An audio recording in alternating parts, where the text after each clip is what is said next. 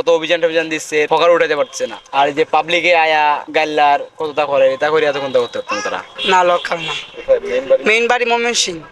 ফুটপাতের জন্য সিটি মেয়রে জায়গা দিছে। সিলেটের প্রায় সকল রাস্তা এবং ফুটপাত হকারমুক্ত হলেও হকারদের দৌরাত্ম্য থেকে এখনও মুক্তি পায়নি সিলেটের ঐতিহ্যবাহী স্থাপনা কিনব্রিজ। এতে একদিকে যেমন বাধাগ্রস্ত হচ্ছে জনসাধারণের চলাচল, ঠিক তেমনি জৌলুস সারাচ্ছে সিলেটের ঐতিহ্যবাহী এই স্থাপনা। মেয়রের তো অভিযান কতটা দের তারা এখন তো পারেন না। তো এই যে পাবলিকে অভিযান দেখি তা হতো সিটির তো অভিযান আর দেখতেছেন কত অভিযান টভিযান দিচ্ছে, এরপরে মনে করেন যে ফকার উঠাতে পারছে না। আর যে পাবলিকে আয়া গাল্লার কতটা করে তা করে এতক্ষণ করতে পারতাম তারা। সে পুলিশ ধরে নিয়ে যাচ্ছে, সিটির লোকে ধরে নিয়ে যাচ্ছে, এরপরে তো হকার বসতেছে না। জায়গা যখন দেওয়া হয়েছে মেয়র সাহেবের দিচ্ছেন জায়গা, এখানে হইলে যাইতে আপনারা এখানে জায়গা ওই না থাকেন জায়গা করে দিবার এখানে দিচ্ছেন ব্যবসা যাতে সুবিধা করতে পারো তোমরা বাঁচতায় কিবার যদি গেন যাবার তুমি করলে তা আমি করতাম না নি, তার জন্য আইতো না, তার অপরাধ নেই তার। না লোকাল না, মেইন বাড়ি ময়মনসিং। এখানে বসতে আমরা তো বাধ্যতামূলক বসতেছি না, তো আর বসতে হবে এরকম কিছু না। মেয়রে তো জায়গা দিছে ঠিকই, মেয়রের কর্তব্য মেয়রে করছে।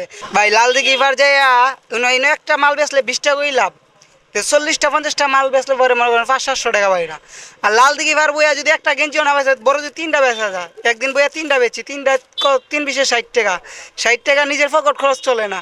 বাইরের ডিস্ট্রিক্টের মানুষও এখানে আছে। এটা সিলেটের এটা একটা ঐতিহ্য একটা ব্রিজ এবং সৌন্দর্য, তো এই কারণে এটা অসুন্দর করে রাখছে তারা এইভাবে রাস্তার মধ্যে এইভাবে ইয়া করে ফুটপাত বসে ফুটপাতের জন্য সিটি মেয়রে জায়গা দিছে। তাহলে তো তারা এখানে এটা অরণ্যতা বসে এটা জনগণ এটা ইয়া করতেছে, কষ্ট দেওয়া হচ্ছে। এই যে হয়রানি হইতেছে, এই যে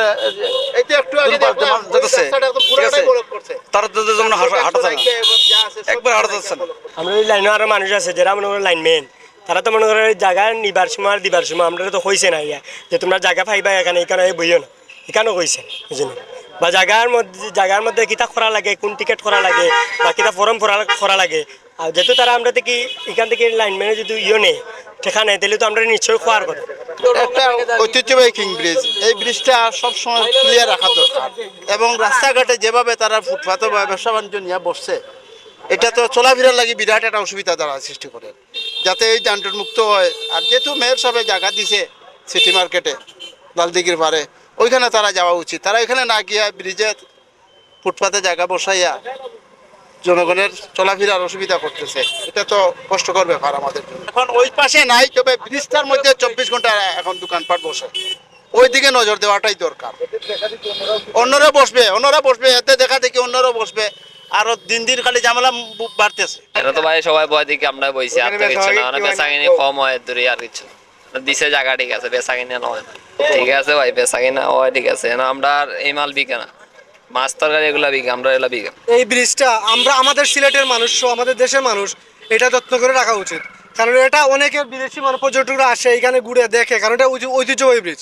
এইগুলা এখানে না রেখে ওনারা ওই যে লালদিঘির পাড়ে যে মেয়র সাহেব যে জায়গাটা দিছে ওইখানে যাওয়া উচিত, কারণ ওইখানে গেলে তাদের তো ব্যবসার জন্য ওইখানে দিছে না, ঠিক না? এইখানে তারা 2 দিন পর পর তাদেরকে উচ্ছেদ করবে, এইগুলো করার জন্য না, ওনাদের জন্য যে জায়গা দিচ্ছে ওনারা ওইখানে যাক। আর এই যে যানজট সৃষ্টি করেছে, ওই যে ওনারা বসছে, ওই যে একজন বসছে কিন্তু ওইখানে বসার কারণে এখানে আরো অনেকগুলো মানুষ বসতেছে ওইখান থেকে ওই পারে। হ্যাঁ, এরপরে ওই যে মোটরসাইকেলগুলা ওইখানে দেখছি ওনার রাইডাররা আছে, হ্যাঁ, ওনাদেরকে কিন্তু জায়গা এখানে না, বুঝলেন না? আপনি আপনার নির্দিষ্ট স্থানে আপনার জায়গা প্যাসেঞ্জার তুলেন, আপনার নির্দিষ্ট স্থানে দাঁড়ান। আমি মনে করি এইরকম এই ব্যবস্থাটা মানে যারা সিটি মেয়র আছে বা ঊর্ধ্বতন কর্মকর্তা আছে সুদৃষ্টি কামনা করছি। সিলেটের অন্যান্য সড়ক এবং ফুটপাতের মতো কিনব্রিজকেও দ্রুত হকারমুক্ত করা এখন সিলেটবাসীর প্রাণের দাবি। নিবেন্দু তালুকদার, সিলেট ভিউ, সিলেট।